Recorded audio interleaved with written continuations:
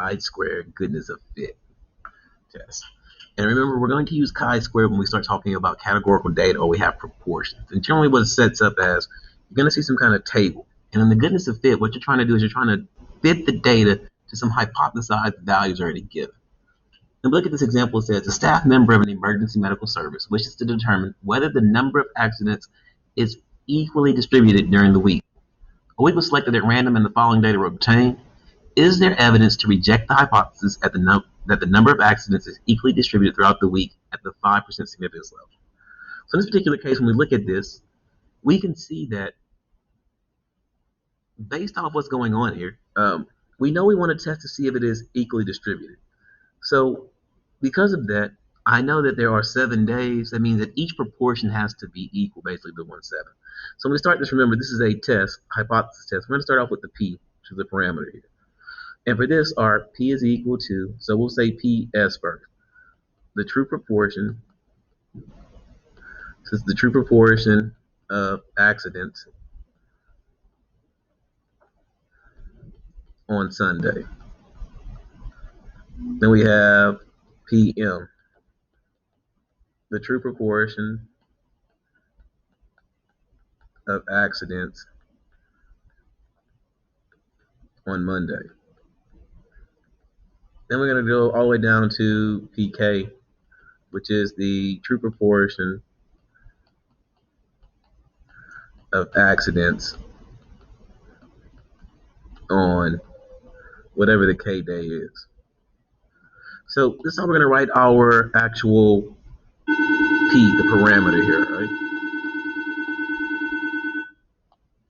Now, the next thing we're going to do is we're going to write this,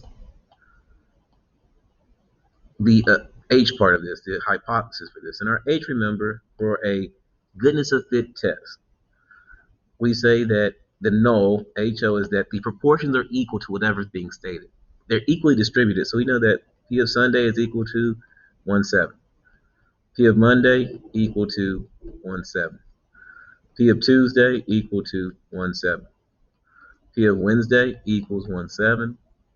P of Thursday equals 1/7. P of Friday equals 1/7. And P of Saturday equals 1/7. And remember, HO then is that one of these, or HA in this case, our alternative is that one of these is not true. So we'll just say HO is not true. So that's the next part of this. And then, so we have our H.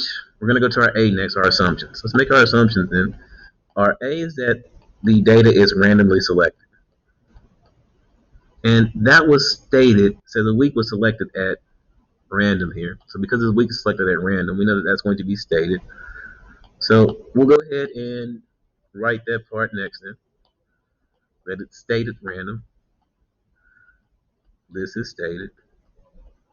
And then the second assumption here is that all expected counts, all your expected counts need to be greater than 5. Greater than or equal to 5. And so what we're going to do now is we're actually going to go to the calculator and we're going to calculate this, use our calculator.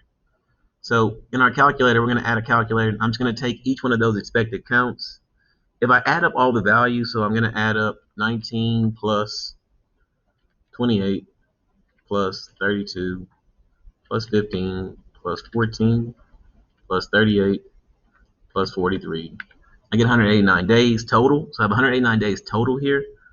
And I'm expecting each one of those to be 1/7 of 189. So I'm going to divide that by 7 or multiply by 1/7. And I get 27 days. So all of my expected counts here, all of my expected counts, remember this total out here is just 189. All expected counts are 27 days. Remember, we just put it out here like this in the table. So that's 27. It's telling you that every expected count here is going to be 27. They're all equal. We want to say they're equally distributed. So there. And so now once we have all of that, we can actually run the test. And remember, this is a chi-squared. The test here is a chi-squared goodness of fit test. And the degrees of freedom are always one less than the number of categories. Well, I have 7 days, so 7 minus 1, my degrees of freedom are 6 here. And I'm going to test this at alpha equals, they said 5%, 0.05. So to get the chi-square statistic, here's what we're going to do. We're going to go back to our calculator. So in our calculator, what we're going to do is we're now going to add a data and statistics, our list and spreadsheets. So add list and spreadsheets. I'm going to call this first one observed. And I'm going to call the second one B expected. And then when I go in here, I'm going to start typing in those values for the observed and the expected, right? And so my first observed value is 19, 28, 32, 15, 14, 38, and 43. And then all my expecteds will be 27.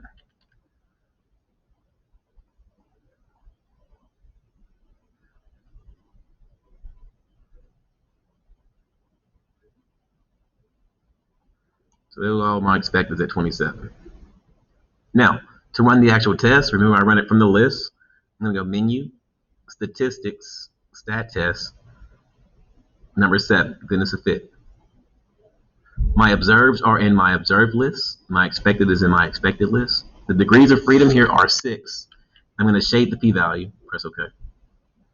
Here's what it tells me. My chi-squared statistic here is equal to 28.9. So I want to write it as the probability that chi-squared at 6 degrees of freedom is greater than the value they're giving me, 28.9. That's equal to, you can look here, it's equal to 0.001. That's equal to 0.001. So it's very small. And you can actually look at the values that are contributing to the chi-square down here. So that's what we want to write to. We want to make sure we grab those values. Because we know that when we do this, we're probably going to reject. And because we're rejecting, we need to tell why we're rejecting. Well, if you look at the values of chi-squared is actually equal to, in this particular case, 2.37, or so we'll say 2.4, we'll round that off. 2.4 plus 0.04 plus 0.09 or 0.93 plus 5.33 plus 6.26 plus 4.48 plus 9.48. Right? And so now we'll come back over here to my screen over here, not add those values of chi-squared. And we know that when we add up all of these values back here, the value is supposed to be again, value was 9.48. We add up all these values, that should give you that chi-squared here, but these are the contributions to chi-squared. And we know based off what we just did, we have that small p-value. We have the small p-value there, so we're going to compare it to our alpha value here. So we know that 0.001 is less than 0.05. The alpha value is low, so when the alpha value is low, we need to reject HO. We're going to reject HO here. Why are we rejecting HO? Well, there's enough evidence. There's enough evidence to support, in this case, HA, that the distribution, that the days aren't equally distributed for accidents. Now, which days are affecting it the most? Well, it looks like, in particular, Saturday has a huge effect on it. And it also looks like Thursday is going to have a huge effect on it as well. So it looks like the days of Saturday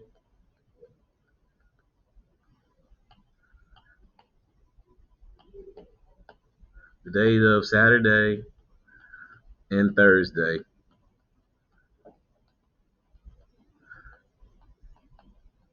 contribute the most 2 chi squared. And remember, anytime you reject, you should always go and talk about why you're rejecting.